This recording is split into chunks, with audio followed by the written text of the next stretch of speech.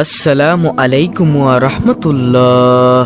নবীজির দরবারে এক ব্যক্তি এসে বলল, ইয়া রাসূলুল্লাহ সাল্লাল্লাহু আলাইহি ওয়াসাল্লাম, আমি অনেক দরিদ্র, আপনি আমাকে এমন একটি আমলের কথা বলুন যে আমলটি করলে আমার দরিদ্রতা চিরদিনের জন্য দূর হয়ে যাবে। তখন নবীজি সাল্লাল্লাহু আলাইহি ওয়াসাল্লাম ওই সাহাবীকে সূরাতুল ইখলাসের একটি অজানা আমল সম্পর্কে বলে দিলেন, যে আমলটি করে ওই সাহাবী কিছুদিন পর অনেক ধনী হয়ে গিয়েছিল।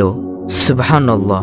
প্রিয় দর্শক, আজকের ভিডিওতে এমন একটি আমল বলবো যে আমলের মাধ্যমে আপনি ধনী হতে পারবেন ইনশাআল্লাহ। এটি আমার কোনো বানানো কথা নয়, নবীজি সাল্লাল্লাহু আলাইহি ওয়াসাল্লামের প্রসিদ্ধ একটি হাদিসের কথা। তাই আসুন আজকের এই সূরাতুল ইখলাসের অজানা আমল সম্পর্কিত ভিডিওটি সকলেই সম্পূর্ণ দেখতে থাকি। আমাদের নবীজি সাল্লাল্লাহু আলাইহি ওয়াসাল্লামের কাছে এক ব্যক্তি এসে বলল, হে আল্লাহর নবী সাল্লাল্লাহু আলাইহি ওয়াসাল্লাম, আমি এই সূরাতুল ইখলাসকে অনেক ভালোবাসি। তখন নবীজি সাল্লাল্লাহু আলাইহি ওয়াসাল্লাম বললেন, ও সাহাবী শোনো, যদি তুমি এই কথাটুকু অন্তর থেকে বলে থাকো, যদি তুমি মন থেকে বলে থাকো, তাহলে জেনে নাও যে ব্যক্তি সূরাতুল ইখলাসকে ভালোবাসে তাকে রব্বুল আলামিনও ভালোবাসে।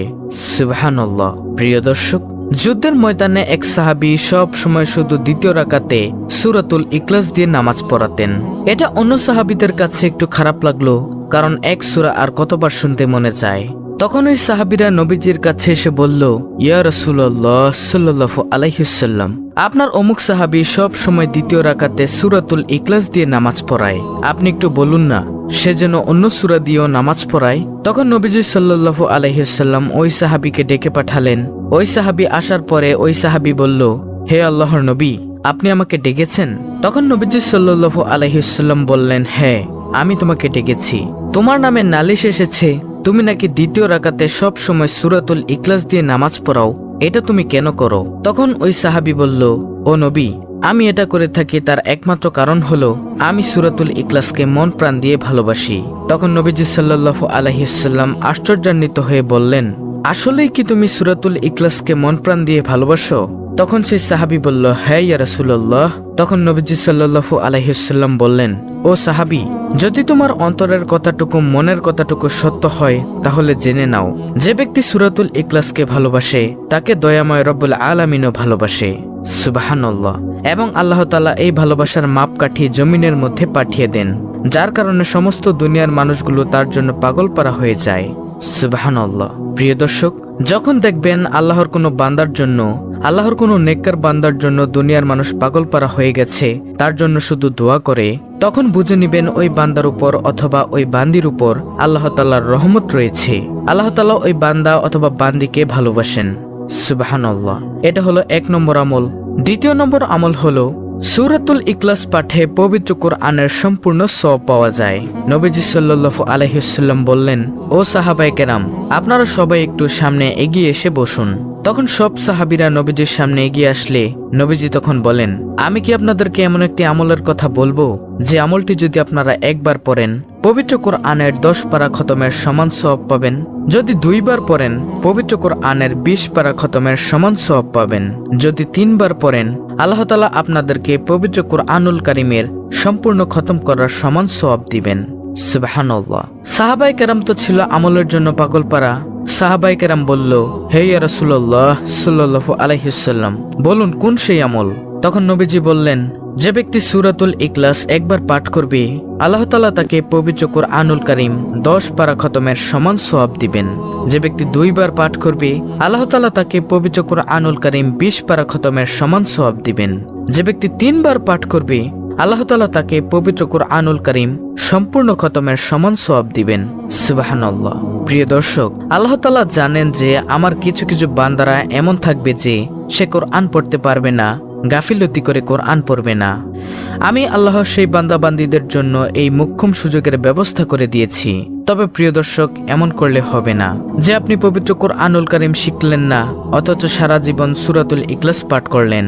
পবিত্র কোরআনুল কারীম শিক্ষা করা আপনার উপর ফরজে আইন, তাই আপনাকে এমন করলে হবে না। অবশ্যই পবিত্র কোরআনুল কারীমও শিখতে হবে ও পড়তে হবে। প্রিয় দর্শক, দ্বিতীয় নম্বর আমল আমরা কি পেলাম? যে ব্যক্তি সূরাতুল ইখলাস 3 বার পাঠ করে, আল্লাহ তাআলা তাকে পবিত্র কোরআনুল কারীম সম্পূর্ণ খতম করার সমান সওয়াব দেন। তৃতীয় নম্বর আমল হলো, যে ব্যক্তি সূরাতুল ইখলাস 2 বার পাঠ করবে, আল্লাহ তাআলা তাকে জান্নাতি মহল দান করবেন। সেই মহলে থাকবে 70,000 দরজা। এইবার একটু ভাবুন যে ওই জান্নাত কতটুকু বড় হবে।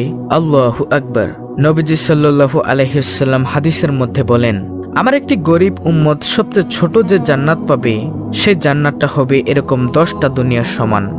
আল্লাহ তাআলা বলেন, এমন জান্নাত আমি তোমাদের জন্য তৈরি করেছি, সে জান্নাতে গিয়ে যা চাইবে তাই পাবে। সুবহানাল্লাহ। নবীজি সাল্লাল্লাহু আলাইহি ওয়াসাল্লাম বলেন, এক ব্যক্তি শুয়ে রইল, শোয়া অবস্থায় সে দেখলো তার উপর দিয়ে একটি পাখি উড়ে উড়ে যাচ্ছে। তখন সে ভাবতে লাগলো, ইস, যদি পাখিটিকে খেতে পারতাম। এই ইস, যদি পাখিটিকে খেতে পারতাম, এটা বলার সাথে সাথেই ওই পাখিটিকে ভুনা করে ফেরেশতারা স্বর্ণের প্লেটের মধ্যে নিয়ে এসে তাকে আদর করে খাইয়ে দিবে। সুবহানাল্লাহ। প্রিয় দর্শক, এমন কোনো জিনিস নেই যে জিনিস আপনি জান্নাতে পাবেন না, শুধু হারাম ব্যতীত। আর জান্নাতের মধ্যে কেউ হারাম চাইবেও না, কারণ ওই মন মানসিকতা, শয়তানের ওয়াসওয়াসা ওইখানে থাকবে না। প্রিয় দর্শক, গেল 3য় নম্বর আমল। 4র্থ নম্বর আমল হলো সূরাতুল ইখলাস পাঠের মাধ্যমে দরিদ্রতা দূর হয়ে যায়। নবীজি সাল্লাল্লাহু আলাইহি ওয়াসাল্লামের কাছে একজন সাহাবী অথবা একজন ব্যক্তি এসে বলল, হে নবী, আমি একেবারেই দরিদ্র, আমার ঘরের মধ্য থেকে দারিদ্রতা দূর হচ্ছে না, আপনি এমন একটি আমলের কথা বলুন যে আমল করলে আমি ধনী হতে পারবো।